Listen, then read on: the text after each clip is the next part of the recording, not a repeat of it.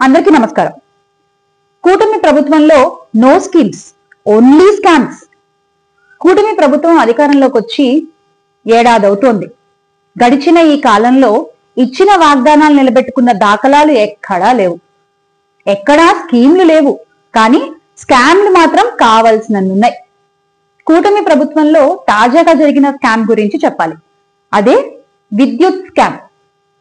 లంచాలు తీసుకుంటూ అధిక రేట్లకు విద్యుత్ ని కొనుగోలు చేసేలా ఒప్పందాలు కుదుర్చుకుంటూ రాష్ట్ర ప్రజలకు, రాష్ట్ర ఖజానాకు అతిపెద్ద షాక్ ఇస్తున్నారు గౌరవ ముఖ్యమంత్రి వర్యులు చంద్రబాబు నాయుడు గారు. ఇప్పటికే 15,000 కోట్ల కరెంటు ఛార్జీల పెంపుతో రాష్ట్ర ప్రజలకి భారీ షాక్ ఇచ్చిన కూటమి ప్రభుత్వం axis energy India private limited సంస్థతో తాజాగా కుదుర్చుకున్న ఒప్పందంతో రాష్ట్ర ఖజానాకు, రాష్ట్ర ప్రజలకు సమ్మర్ స్పెషల్ షాక్ ఇచ్చారు. మీకు అర్థమయ్యేలా చెప్తా. 400 మెగావాట్లు అంటే 210 కోట్ల యూనిట్లు ఒక సంవత్సరానికి కొనుగోలు చేస్తున్నారు.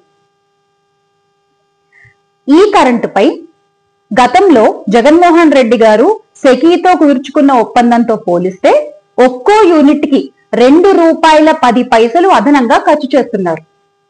దీనివల్ల రాష్ట్ర ఖజానాకి ఒక ఏడాదిలో జరిగే నష్టం 440 కోట్లు. అదే 25 ఏళ్లకి 11,000 కోట్ల నష్టం జరుగుతుంది. అంటే ఈ స్కామ్ విలువ ఎంతండి? 11,000 కోట్లు అన్నమాట. నాటి ముఖ్యమంత్రి వైఎస్ జగన్మోహన్ రెడ్డి గారు సోలార్ పవర్ ని ఒక యూనిట్ కి ₹2.49 కొనుగోలు చేసేలా అప్పట్లో సెకీతో ఒప్పందం కుదుర్చుకుంటే ఎన్ని మాటలు మాట్లాడారండి. ఎన్ని మాటలు అన్నారు. ఒక యూనిట్ ₹1.99 దొరుకుతున్నప్పుడు ఇంత ఖర్చు చేయడం ఎందుకు, ఈ ఖర్చుల వల్ల రాష్ట్రం దివాళా తీసేస్తోంది అంటూ మీరు ఎల్లో మీడియాల్లో యాగి చేయలేదా? ఆయనపై అబద్ధపు ఆరోపణలు చేయలేదా? మరి ఇప్పుడు మీరు చేస్తున్నది ఏంటి? ఆ ఒప్పందంతో పోల్చుకుంటే, జగన్మోహన్ రెడ్డి గారు సెకీతో కుదుర్చుకున్న ఒప్పందంతో పోల్చుకుంటే ఇప్పుడు మీరు ఒక్కో యూనిట్ కి ₹2.10 అదనంగా ఖర్చు చేస్తున్నారు కదా. ఇది నిజం కాదా? అమ్మా శ్యామల, ఫస్ట్ ఆఫ్ ఆల్ నువ్వు సబ్జెక్ట్ మీద ఫోకస్ చేయండి.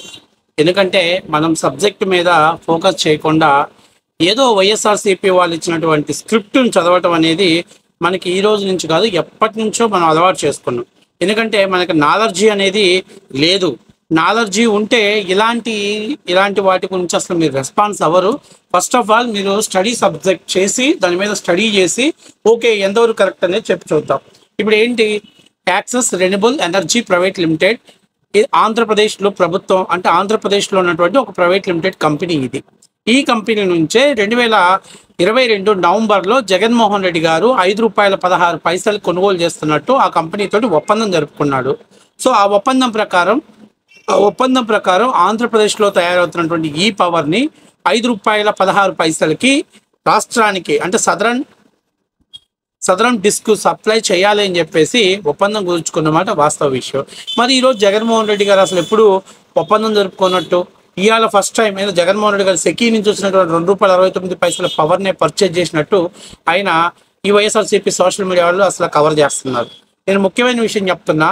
అసలు ఎక్కడో గుజరాత్లో తయారైనటువంటి కరెంటు రాజస్థాన్ గుజరాత్లో తయారైనటువంటి కరెంటు ₹2.69 లభిస్తున్నప్పుడు అది ఎందుకు ఆంధ్రప్రదేశ్ ప్రభుత్వం దాన్ని ఎక్కువ అని కూటమి ప్రభుత్వం చెప్తుంది? దాని మీద మళ్ళీ ఒకసారి రివ్యూ నిర్వహించుకోమని చెబుతుంది. ఏంటంటే ఒక చిన్న విషయం చెప్పాలి. కేవలం వీళ్ళు ఒక పర్టికులర్ ప్రైస్ని మాత్రమే అక్కడ మెన్షన్ చేస్తున్నారు. ఆ ₹2.69 ఆంధ్ర రాష్ట్రానికి వచ్చేసరికి దాదాపుగా ₹6.30 అవుతుంది. ఎట్లాగో చెప్తానివ్వండి.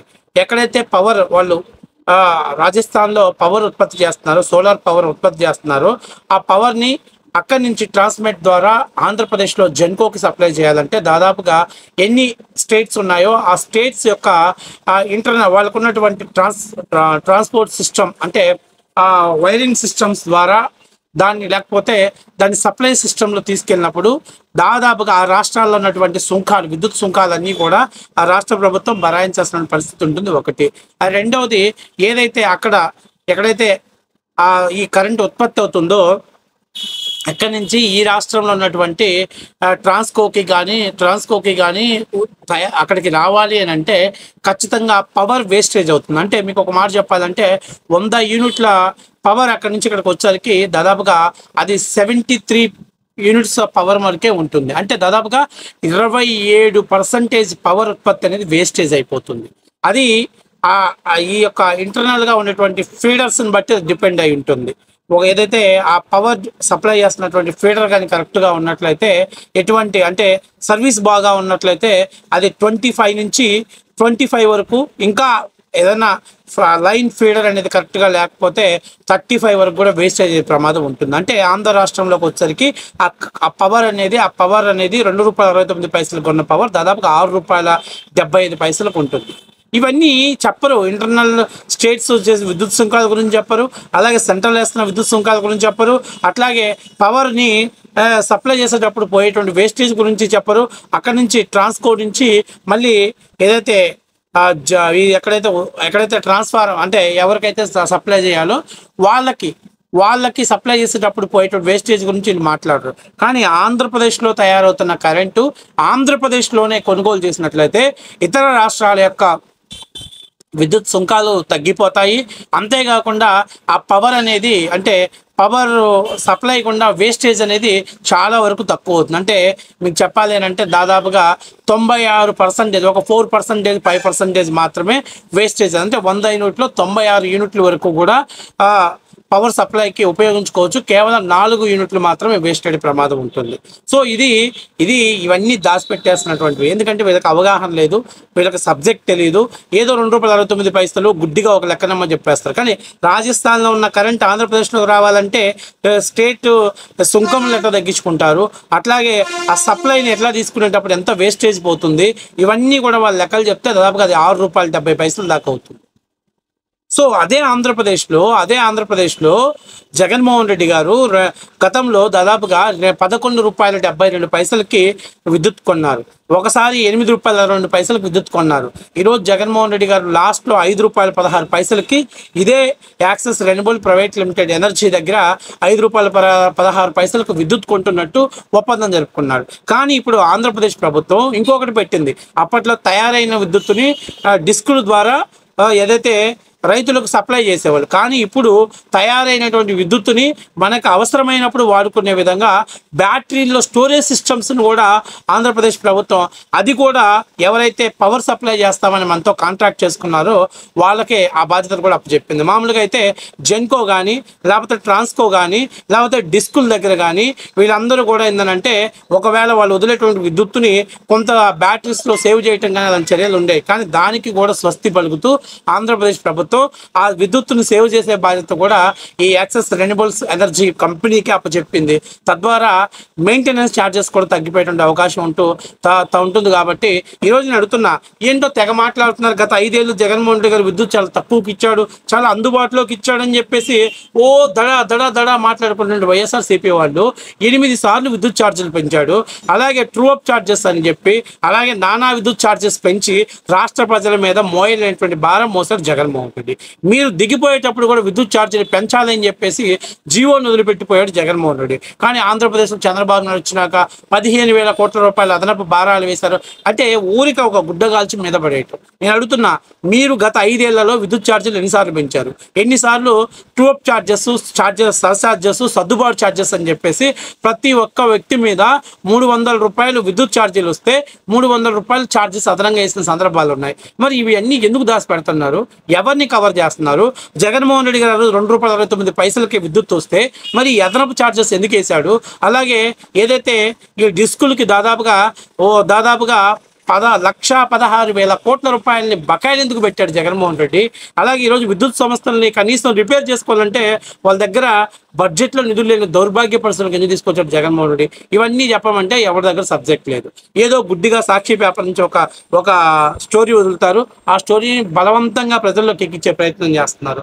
అంటే గుజరాత్లో ₹2.69 కొన్న కరెంటు ఆంధ్రప్రదేశ్లోకి వచ్చరికి ₹6 అవుతుంది. అట్లాగే పోనీ అది పక్కన పెట్టేస్తే ఇదే రెన్యూబుల్ ఎనర్జీ దగ్గర ₹5.16 జగన్మోహన్ రెడ్డి గారు విద్యుత్ కొంటానని చెప్పి ఒప్పందాలు చేసుకున్నాడు. ఈరోజు సమ్మర్ సందర్భంగా రాష్ట్రంలో ఉన్నటువంటి జన విద్యుత్తులు కానివ్వండి లేదా థర్మల్ విద్యుత్తులు కానీ నడవలేని పరిస్థితుల్లో షార్టేజ్ని కవర్ చేసుకోవడం కోసం ఆంధ్ర రాష్ట్ర ప్రభుత్వం కొన్ని నిబంధనలతో కూడి ₹4.65 విద్యుత్ తెచ్చుకుంటే తప్పు అంటాడు. నవంబర్లో ఎందుకు తెచ్చుకున్నావు? నవంబర్లో ఎందుకు? రాష్ట్రంలో వర్షాలు పుష్కలంగా ఉన్నాయి, డ్యాముల్లో నీళ్లు పుష్కలంగా ఉన్నాయి. ఏపీ తెలంగాణ గవర్నమెంట్ విద్యుత్ ఉత్పత్తి చేసుకుంటూ నీళ్ళని సాగర్ వదులుతుంటే సాగర్లో నీళ్లు నిల్వ చేయలేక ఆంధ్రప్రదేశ్ ప్రభుత్వం సముద్రానికి వదులుతున్న పరిస్థితి గత 5 ఏళ్ళు దౌర్భాగ్య పరిస్థితి తీసుకొచ్చింది నువ్వు కదా, నీ చేతగాంతనం కదా. సాగర్ని అధికారాలు ఆంధ్రప్రదేశ్కి ఉన్నా కూడా అడగని చేతగాని దద్దమ్మ ప్రభుత్వం నువ్వు కదా. మరి నువ్వు ఎందుకు ఆ రోజు ₹5.16 నువ్వు విద్యుత్ ఒప్పందం చేసుకున్నావు ఇదే కంపెనీతో అంటే దానికి సమాధానం చెప్పరు వైఎస్ఆర్సీపీ వాళ్ళు. ఈరోజు ₹4.65 పాటు అవసరమైనప్పుడు వాడుకునే విధంగా బ్యాటరీస్ని కూడా సేవ్ చేసుకోవడం కోసం ఎప్పుడు అవసరమైతే అప్పుడు డిస్కులకు మీరు సర్దుబాటు చేసే విధంగా రాష్ట్ర ప్రభుత్వం బాధ్యతలు కూడా వాళ్ళకి అప్పచెప్తే తప్పు చంద్రబాబు నాయుడు తప్పు చేశాడు, ఎల్లో మీడియా తప్పు చేసింది, రాధాకృష్ణకి కళ్ళు కనపడలేదా? మీకు కళ్ళు కనపడుతున్నాయా? మీకు చెవులు కనపడుతున్నాయా? మీకు పేటీఎం చిల్లర డబ్బులు తప్ప నుంచి మరొకటి ఏమీ కనిపించట్లేదని వాస్తవ విషయం.